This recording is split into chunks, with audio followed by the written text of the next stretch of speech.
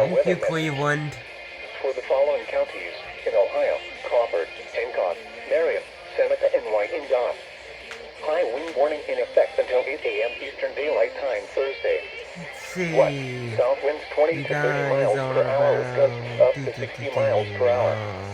Where? Portions of north 3 central, hours late. northeast, and northwest Ohio. When? Until 8 a.m. Eastern Daylight Time Thursday. Impacts. Damaging winds will blow down trees and power lines.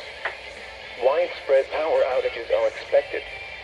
Travel will be difficult, especially for high-profile vehicles. Additional details: the highest wind gusts will occur late tonight and subside below warning levels shortly following sunrise. A wind advisory may be needed for the morning into the early afternoon following the warning. People should avoid being outside in forested areas and around trees and branches.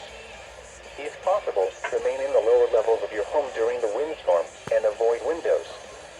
Use caution if you must drive.